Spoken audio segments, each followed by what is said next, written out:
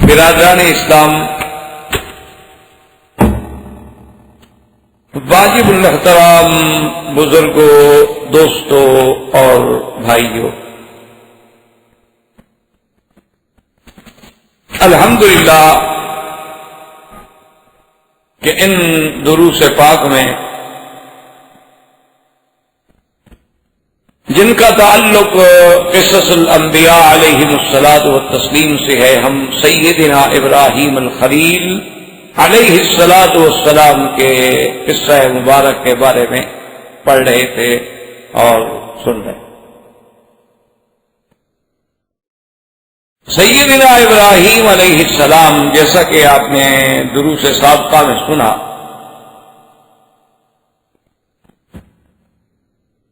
کہ جب ہجرت کر کے تشریف لے جا رہے تھے تو راستے میں ایک جابر بادشاہ نے آپ کی بیوی، آپ کی زوجہ محترمہ بی بی سارہ کو زبردستی آپ سے چھینا، اور اس کے بعد اس نے برے نیت سے بی بی صاحبہ پہ حملہ کرنے کی کوشش کی، لیکن اللہ نے اس کے مکر کو، اس کے قید کو، اس کے برے ارادے کو ختم کر دیا. وہ وہی زمین میں دھس گیا، اور بی بی صاحبہ کی دعا سے ہی پھر اس کو نجات ملی، اور آخر میں اس نے بی بی ہاجرہ، بی بی سارہ کو بطور انعام بھی عطا کی اور معافی بھی مانگی کہ میں نے زیادتی کی ہے، لیکن اللہ نے آپ کو محفوظ رکھا ہے، تو اب آپ مجھے معاف کر دیں، پھر مجھے بد دعا نہ دیں. اور بی بی ہاجرہ ان کو دیکھ کے ابراہیم علیہ السلام کی خدمت میں بھیج. سیدنا ابراہیم علیہ السلام بے حد پریشان کہ آخر ایک انسان ہو، اس کی بیوی کو کوئی ظالم چھین کے لے جائے تو اس پہ کیا گزرتی ہے، جب پتہ بھی ہو کہ وہ ظالم اس قسم کا آدمی ہے، غلط کار ہے. تو بی بی سارہ جب واپس آئی تو سیدنا ابراہیم علیہ السلام نماز کی کیفیت میں تھے، اور اسی طرح بعض روایات میں آتا ہے کہ آپ نے اشارہ کیا کہ ماہیم کیا ہوا، تو بی بی سارہ نے عرض کیا کہ ان اللہ رد کید الکافر فی نہرہ، اللہ نے اس کافر و ظالم کی مکر کو اسی پہ لوٹا دیا ہے، اللہ نے مجھے محفوظ رکھا. جب ابراہیم علیہ السلام فارغ ہوئے تو بی بی سارہ نے سارا واقعہ سنایا، ساری کیفیت سے آگاہ کیا، اور یہ بھی بتلا دیا کہ انہوں نے اب تو ہمیں بی بی ہاجرہ جو ہے وہ بھی ساتھ میں انعام میں دی ہے. یہ بی بی ہاجرہ جو ہے یہ مصریہ ہے اور قبطیہ، اور یہ بھی بہت بڑے خاندان سے تعلق رکھتی ہے. یہ کوئی باندی یا کنیز یا غلام نہیں تھی، مملوک نہیں تھی، لیکن جبار نے اپنے قبضے میں رکھا ہوا تھا. تو بی بی ہاجرہ کے پاس اب بی بی صاحبہ کی خدمت میں بی بی ہاجرہ آ گئی بی بی سارہ کے ساتھ، اور ابراہیم علیہ السلام ان کو لے کے اپنے سفر پہ روانہ ہوئے. اور اسی ضمن میں ایک بات آئی تھی جو حدیث صحیح میں بھی موجود ہے کہ سیدنا ابراہیم علیہ السلام نے زندگی میں کبھی جھوٹ نہیں بولا، الا ثلاث کذبات، مگر 3 مقام. اور وہ 3 مقام کون سے ہیں؟ پہلا مقام تو وہ ہے کہ جب آپ سے ان لوگوں نے پوچھا کہ بھئی ہمارے ان آلہہ کو، ہمارے ان معبودان کو کس نے مارا ہے، توڑا ہے، تو آپ نے فرمایا کہ بل فعلہ کبیرہم ھذا، کہ وہ جو بڑا ہے اسی نے توڑا. تو یہ بھی ایک قسم کا جھوٹ ہے. آپ نے حالانکہ توڑا ابراہیم علیہ السلام نے خود ہے. اور دوسری بات یہ تھی کہ جب قوم آئی ان کو دعوت دینے کے لیے کہ آپ ہمارے ساتھ عید پہ چلیں، ہمارے ساتھ جشن میں شریک ہوں، فنظر نظرۃ فی النجوم فقال انی سقیم، آپ نے آسمان کے تاروں کی طرف دیکھا اور کہا کہ میں تو بیمار ہوں، حالانکہ بیمار نہیں. اور تیسری بات جو ہے سیدنا ابراہیم علیہ السلام کے بارے میں کہی گئی کہ جب اس جبار بادشاہ نے آپ کی بیوی کو پکڑا تو آپ نے یہ بات بتلا دی تھی کہ اگر وہ تم سے پوچھے کہ تم کون ہو تو بتلا دینا کہ میں بہن. کیونکہ مجھ سے پوچھا ہے کہ تمہارے ساتھ کون ہے، تو میں نے کہا ایک میری بہن ہے۔ تو تم نے بھی یہی بات کہنی، حالانکہ وہ بہن نہیں تھی۔ تو گیا، لہذا یہ صحیح حدیث مبارک میں ہے، اور اس میں لفظ بھی یہی آتے ہیں کہ ثلاث کذبات، بھئی یہ 3 جھوٹ ہیں بہرحال۔ لیکن ایک بات یاد رکھیں کہ محدثین نے اور علماء نے، مفسرین نے، جن کو اللہ نے قرآن و حدیث سے ایک نسبت اور اس کی فہم عطا فرمائی ہوتی ہے اپنی رحمت سے، انہوں نے کہا ہے کہ یہ بطور ظاہر تو کہا گیا کذب، ورنہ حقیقت میں یہ کذب نہیں تھا۔ اللہ کے نبی تو معصوم ہوتے، اگر اللہ کا نبی نعوذ باللہ اس سے جھوٹ بولنا ثابت ہو جائے تو پھر اعتبار کیا ہے اس کا؟ پھر تو اس کی ساری دعوت کا حصہ ہی ختم ہو جاتا ہے کہ ہو سکتا ہے نعوذ باللہ یہ بھی جھوٹ بول رہے ہوں۔ تو انہوں نے کہا کہ یہ چیزیں ایسی ہوتی ہیں کہ جن کو ظاہر میں یعنی اعتبار ظاہر تو کہہ دیا جاتا ہے کذبات، لیکن حقیقت اگر ہم اس پہ غور کریں اور فکر کریں تو وہ کذبات نہیں ہیں۔ جیسے کہ یوں سمجھیں کہ سیدنا عمر رضی اللہ تعالی عنہ نے رمضان المبارک کے مہینے میں یہ دیکھا کہ کچھ لوگ ایک حافظ کے پیچھے کھڑے ہیں 4 آدمی، اور کچھ وہاں 5 کھڑے ہیں اور 10 کھڑے ہیں اور 2 کھڑے ہیں۔ تو حضرت عمر پہ بڑی عجیب بات گراں گزری، انہوں نے کہا کہ عجیب بات ہے، رمضان المبارک کا مہینہ ہے اور ہر آدمی اپنی 4 آدمی لے کے کھڑا ہے، کوئی اچھی بات نہیں لگتی۔ لو جمعنا علی امام واحد، اگر ہم سب کو ایک امام پہ اکٹھا کر کے کھڑا کریں تو کتنی بڑی جماعت ہوگی۔ تو امیر المومنین رضی اللہ تعالی عنہ نے حضرت عمر نے ابی ابن کعب جو سب سے بڑے قاری تھے قرآن کے، ان کو بلایا اور کہا کہ مہربانی فرمائے کل سے آپ تراویح پڑھا دیا کریں، اور تمام صحابہ کو حکم دے دیا ابھی تراویح صرف ابی ابن کعب کے پیچھے ہوگی۔ بعد میں اگر کسی نے قرآن پڑھنا ہے، منزل پڑھنی ہے، اپنی پڑھتا ہے، لیکن تراویح جو ہے وہ صرف حضرت ابی ابن کعب کے پیچھے ہوگی۔ اب جناب جب دوسری رات آئی اور حضرت ابی ابن کعب نے تراویح پڑھانی شروع کی اور اتنی بڑی مسجد حضور پاک کی مسجد بھر گئی، تو حضرت عمر خوش ہوئے، فرمایا کہ ماشاءاللہ دیکھنا آج کتنا اللہ کی عبادت کا منظر آ رہا ہے، نعمت البدعۃ ھذہ، کہ بھی یہ بڑی اچھی بدعت۔ اب حالانکہ اس پر لفظ تو بدعت کا اطلاق کیا گیا،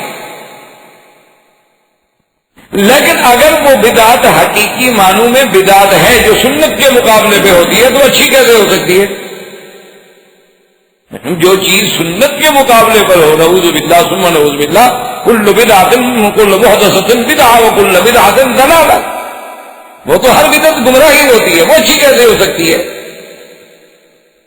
اور پھر خلیفہ ثانی حضرت عمر جو حکم کریں وہ تو سنت ہے، علیکم سنتی و سنت الخلفاء الراشدین المہدیین، سرکار دو جہاں نے فرمایا کہ میری سنت اور میرے خلفاء کی سنت کو مضبوطی سے پکڑو۔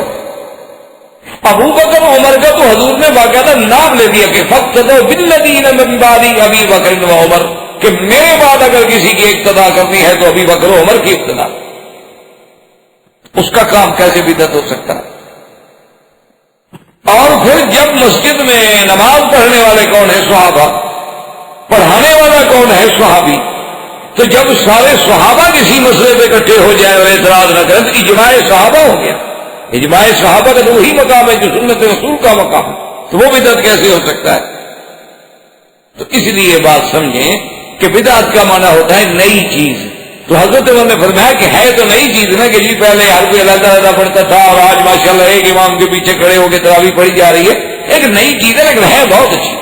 اس سے مراد وہ لغوی بدعت مراد ہے، اصطلاحی اور شریعت والی بدعت مراد نہیں۔ اچھا، اسی طرح بات ہوتا ہے، اس کو کہتے ہیں توریہ فی الکلام، یعنی اپنی بات کو ایسے انداز میں کریں کہ دوسرے کو سمجھنے میں مشکل پڑ جائے، تو اس کو کہتے ہیں توریہ۔ کہ جب بھی اخت موسیٰ علیہ السلام، موسیٰ علیہ السلام کی بہن اپنے بھائی کو ڈھونڈتے ڈھونڈتے ڈھونڈتے جب فرعون کے گھر میں پہنچی، دیکھا کہ اتنی عورتیں اور اتنا ہے اور ایک بچہ ہے رو رہا ہے، پوچھا بھی کیا بات ہے؟ پہچان بھی گئی کہ موسیٰ میرا بھائی ہے؟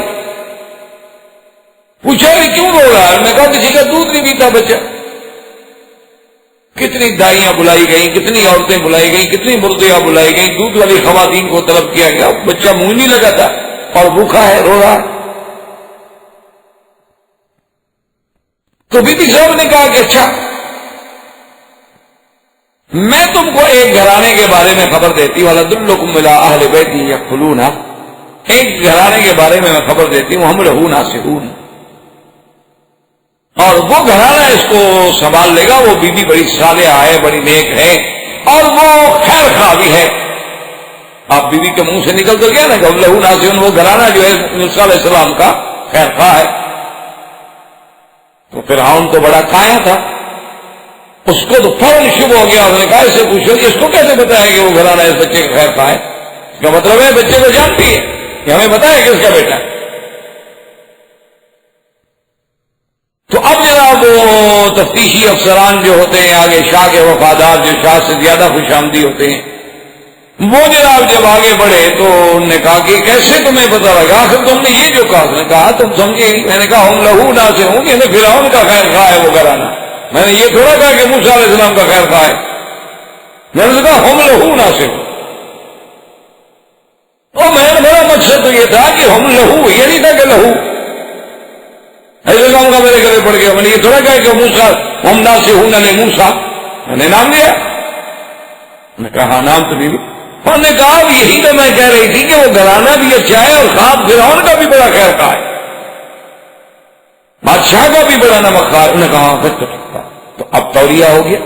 حالانکہ وضاحت دیکھا جائے تو بی بی صاحبہ کا کہنے کا مقصد یہ تھا کہ بھائی تھا نا، زبر نہ ہو سکا، کیا بیٹھی بیچاری، لیکن جواب میں توریہ کر کے اس کو کذب نہیں کہا گیا۔ اسی طرح سیدنا ابی بکر صدیق رضی اللہ تعالی عنہ فرماتے ہیں کہ ہجرت کی رات میں جب سرکار دو عالم سیدنا محمد رسول اللہ صلی اللہ علیہ وسلم آگے آگے جا رہے تھے اور میں تھوڑا پیچھے چل رہا تھا تاکہ راز نہ کھل جائے، تو اتفاق سے ایک آدمی نکل آیا اور اس نے پوچھا کہ من هذا الرجل، تو اس نے کہا ابو بکر یہ آگے جو بندہ جا رہا ہے یہ کون ہے؟ اب حضرت صدیق فرماتے ہیں کہ میرے لیے تو مسئلہ پیدا ہو گیا کہ اگر میں بتا دوں کہ محمد رسول اللہ صلی اللہ علیہ وسلم تو صاف بات ہے کہ ان کو شبہ ہوگا کہ اگر اللہ کے نبی ہیں تو وہ کیوں جا رہے ہیں اس وقت، اور اگر میں نہ بتاؤں تو صدیق ہو کے جھوٹ کیسے بولوں؟ تو اب میں نے کہا بھی کیا بتاؤں؟ اللہ نے فوراً میرے دماغ میں بات ڈال دی، میں نے کہا رجل یہدینی سواء السبیل، ایک بندہ ہے راستہ بتلاتا ہے۔ اب بات تو ٹھیک ہے، اللہ کا نبی راستہ ہی تو بتلاتا ہے، صراط مستقیم ہی تو بتلاتا ہے، تو جھوٹ بھی نہیں۔ اچھا اس نے کہا اچھا کوئی بندہ جا رہا تھا، جس نے راستہ پوچھا ہے وہ راستہ بتلانے والا تھا، چلا گیا، تو بات بھی رہ گئی اور جھوٹ بھی۔ اس کو کہتے ہیں توریہ فی الکلام، یعنی ایسے انداز میں کلام کی جائے کہ اس کلام کا رخ جو ہے دونوں طرف پھیرا جائے، لیکن مقصد اس کا فائدہ ہے، کسی کو بچانا، کسی کی جان بچانی ہے، کسی کا تحفظ کرنا ہے، ورنہ خدا نہ خاصا دشمن کو پتہ چل جاتا تو حضور صلی اللہ علیہ وسلم کو کتنا نقصان پہنچے۔ تو سیدنا ابو بکر صدیق نے توریہ۔ اسی طرح ایک معاملہ ہوتا ہے جو مصطلحات علماء میں، اس کو یہ کہتے ہیں کہ آپ ایک ایسی بات کریں کہ مقصد آپ کا یہ ہوتا ہے کہ جب یہ بات میں کروں گا تو اس کا جواب میرے مخالف سے نہیں بن پڑے گا، اور جب جواب نہیں بن پڑے گا تو پھر میں اس پہ ضرب ماروں گا، تو وہ بھی جھوٹ نہیں ہوتا، دراصل اپنے اس مسئلے کو واضح کرنے کے لیے ایک بات کو کرنے کا ایک انداز ہوتا ہے۔ کہ جب انہوں نے پوچھا کہ جی ہمارے خداؤں کو بتوں کو کس نے توڑا ہے، فعلہ کبیرہم ھذا، بڑے ہیں، اور ساتھ یہ بھی کہتے ہیں فسألوہم ان کانوا ینطقون، پوچھ لو ان سے۔ اب واپس آ کر نے کہا جی وہ تو بولتے نہیں ہو، یہی تو موسیٰ ابراہیم علیہ السلام ان کو کہلانا چاہتے تھے نا کہ آپ نے منہ سے یہ بدبخت بولے نا، کیونکہ وہ ہمارے وہ تو بولتے نہیں، وہ تو کیسے بتا سکتے ہیں، وہ تو کچھ نہیں بتا سکتے۔ اف لکم ولما تعبدون من دون، وہ ظالموں خود کہہ رہے ہو کہ کچھ بتا نہیں سکتے، جو اپنے مارنے والے کو نہیں بتا سکتے، جو اس کا ہاتھ پکڑ کے اس کو نہیں روک سکتے، تمہارے نفع نقصان کے مشکل کشا کیسے بن سکتے ہیں؟ تمہارے حاجت روا کیسے بن سکتے ہیں؟ تو ایک بات ہوتی ہے، اس بات کو کہنے کے لیے تو بظاہر تو یہ کہہ دیا کہ کبھی وہ ماذا، بظاہر تو جھوٹ ہے، حالانکہ جھوٹ نہیں، مقصد یہ تھا کہ ان کو اللہ کی توحید تک پہنچانے کا ذریعہ یہ تھا کہ ایسی بات کرو کہ برخصم کے پاس کوئی جواب ہی نہیں۔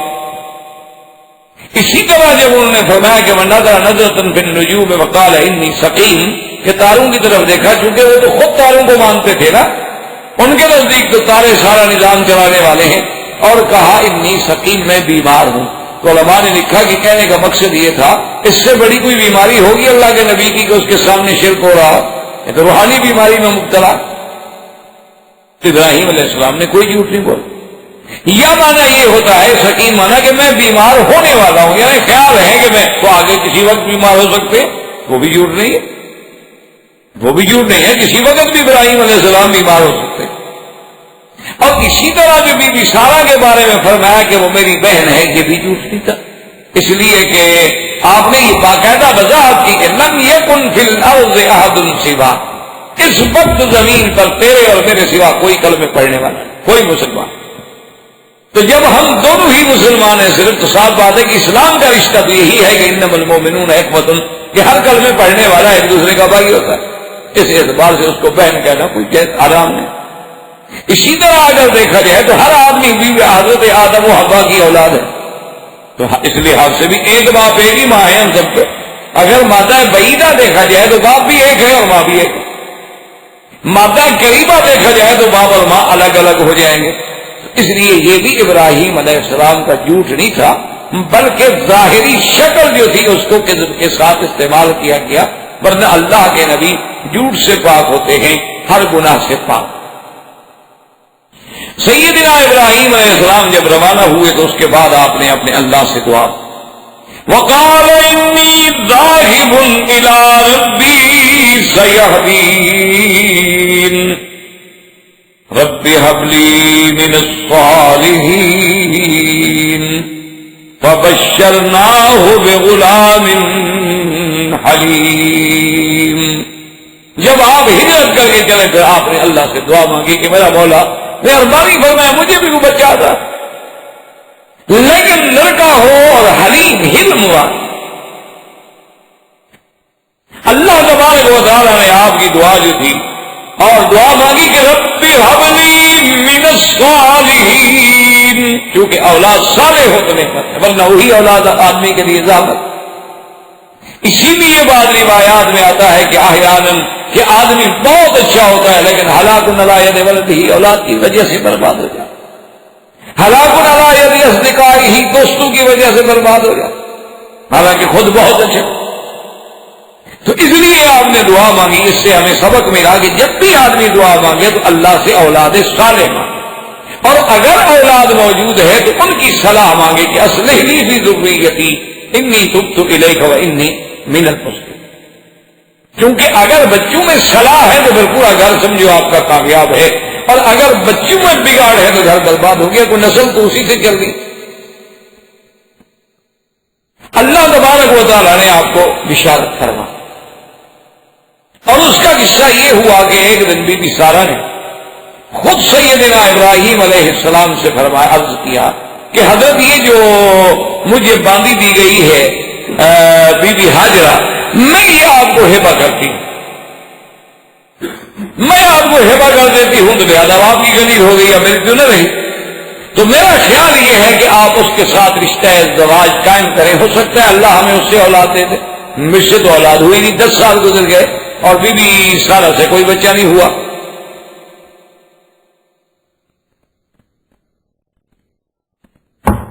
حضرت ابراہیم علیہ السلام نے ان کی بات مان لی۔ اس وقت آپ کی عمر تقریباً 86 سال۔ اب حضرت ابراہیم علیہ السلام نے بی بی ہاجرہ سے جب اپنے ازدواجی تعلق قائم کیا، اللہ کی شان ہے، بی بی صاحبہ حاملہ ہو گئی، کیونکہ اللہ پاک خوشخبری تو پہلے بھی دے چکے تھے ابراہیم علیہ السلام کہ ہم آپ کو بچہ دیں۔ اب جب بی بی صاحبہ حاملہ ہوئی تو خدا کی شان ہے کہ قدرتی یہ یعنی فطرتی بات ہے کہ ایک عورت گھر میں ہو، بیوی ہو جائے، اس میں لاولد ہو، اس سے کوئی اولاد نہ ہو، بانج ہو، آدمی دوسری شادی کرے اور وہ حاملہ بھی ہو جائے، تو لازمی بات ہے کہ اس کا دماغ تو پھر ذرا اونچا ہو جاتا ہے، اس کو تفاخر تو پیدا ہوتا ہے نا کہ دیکھو میں اچھی ہوں نا. تو اب بھی حاجرہ جو تھی وہ تھوڑا سا اس میں بڑے پن کا اظہار ہو گیا. جب بڑے پن کا اظہار ہوا تو بھی سارا غصے میں آئی. انہوں نے کہا عجیب بات ہے، میری کنیز تھی، میں تمہیں کنیز بنا کے لے آئی، میں نے ہی الٹا اجازت دی، اب مجھے آنکھیں دکھاتی ہو، عجیب بات ہے. تو بی بی ہاجرہ نے خوف سے، کیونکہ بی بی سارا نے شکایت کی باقاعدہ ابراہیم علیہ السلام کو کہ بی بی ہاجرہ کا کردار اور رویہ تم نے دیکھا ہے کیا، وہ میرے ساتھ اکڑ کے بات کرتی ہے. تو آپ نے فرمایا فباری معاشیت، جو چاہو تم کرو، تمہیں نے تو کہا تھا، ورنہ میں نے تو خواہش نہیں کی. تو بی بی ہاجرہ جو ہے وہاں سے اس مقام سے چلی گئی. ایک مقام تھا وہاں پہ چشمہ تھا، پانی تھا، تو وہاں بی بی صاحبہ چلی گئی. ایک دن وہاں اکیلے بیٹھی ہیں کہ اللہ نے ایک فرشتے نے آگے خبر دی، فرمایا کہ بی بی کیوں گھبرا رہی، پتا ہے کہ تمہارے بطن میں کون ہے؟ تمہارے بطن میں جو بچہ ہے وہ تو بڑی شان والا بچہ ہے، اور اس کی ذریت میں اللہ ایسی عظیم شخصیتیں پیدا کرے گا جو مشارق الارض و مغاربہا، مشرق اور مغرب تک جن کا دبدبا ہوگا اور حکومت ہوگی. تم تو اتنے بڑے بیٹے کی ماں بننے والی ہو، تم کیوں چھوٹی چھوٹی باتوں میں گھبرا رہی ہو؟ اور ساتھ یہ بھی بتایا کہ فَإِذَا وَلَدْتِهِ ہے کہ جب وہ بچہ پیدا ہو تو سمیہ اسماعیل، اس کا نام بھی اسماعیل رکھ. تو بی بی صاحبہ بڑی تسلی ہوئی. اب بی بی صاحبہ واپس آ. اسی دور میں کچھ روایات یہ بھی آتی ہیں کہ ایک دن بی بی سارا کو پھر غصہ آیا.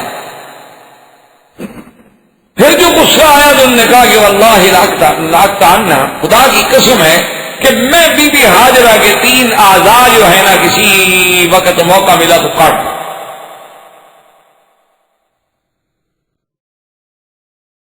اب ابراہیم علیہ السلام کو پتہ چلا کہ اس نے قسم کھا لی ہے.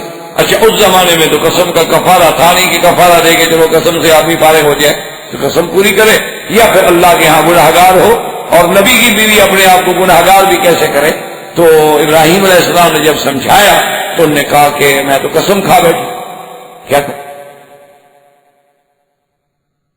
انہوں نے کہا کہ اچھا یہ روایات جو میں آپ کر رہا ہوں یہ کسی صحیح حدیث میں نہیں ہے، روایات اسرائیلیہ، لیکن بہرحال ان کا وجود ہے کیونکہ اتنی دفعہ وہ روایات ہوئی ہیں کہ اس میں کچھ نہ کچھ حقیقت پائی جائے. تو ابراہیم علیہ السلام نے فرمایا کہ اس کا حل یہ ہے کہ تم ایسا کرو کہ بی بی کے دونوں کان، ایک اس طرف ایک اس طرف، سراخ کر دو ناک میں، سراخ کر دو، تو 3 اعضاء تو کاٹ لیا آپ نے، تو آپ کی قسم تو پوری ہو گئی. تو کہتی ہے وہی سے یہ سراخ شروع ہوئے اور پھر زیور ڈالے گئے، یہ پھر ایسا ایسا تمدن جو ہے بڑھتا چلا گیا. پہلے تو یہ بطور سزا تھا، یا جیسے کہ پہلے قبائل کے لوگ ہوتے تھے نا جی، گھوڑوں پہ بیٹھتے تھے اور دوسرے غریب قبیلوں پہ جا کے تخت و تاراج کرتے تھے اور ان کی عورتوں کو گھسیٹ کے اٹھا کے لے آتے تھے اور ان کے پیروں میں بیڑیاں ڈال دیتے تھے کہ یہ عورتیں بھاگ نہ جائیں. تو وہی تصور آج بھی ہمارے ہاں موجود ہے کہ شادی والے دن ہم دولہے کو گھوڑے پہ بٹھا دیتے ہیں کیونکہ کسی کی لڑکی اٹھانے جا رہا ہے. جوڑا گھوڑا یہ ابھی تک ہیں ہمارے، اور آج بھی ہم نے صرف فرق اتنا کیا ہے کہ پیر میں لوہے کے جولان ڈالنے کے بجائے سونے کے ڈال دیے، گلے میں رسا ڈالنے کے بجائے نیکلس ڈال دیا، کسی طرح جانور کو ناک میں مہار ڈالنے کے بجائے اس کو ناک میں بڑا ڈائمنڈ کا کوئی چھوٹا سا نگ ڈال دیا کہ دور سے چمک آئے. چیز اصل ہوئی تھی تو صبر و سزا سے چلا تھا، اس کو تھوڑا سا پھر بعض اوق لوگوں نے اس کو یوں رنگ دے دیا کہ چلو وہ بات بھی قائم رہے اور عورت بھی خوش ہو جائے. تو کہتے ہیں کہ سب سے پہلے ابراہیم علیہ السلام کی بیوی نے کیا. اور اسی طرح ایک روایات میں یہ بھی ہے کہ ختنہ جو ہے یہ تو خیر صحیح روایت ہے کہ مردوں میں سب سے پہلے ختنہ سیدنا ابراہیم علیہ السلام کا ہوا، پھر آپ نے سیدنا اسماعیل علیہ السلام کا کیا.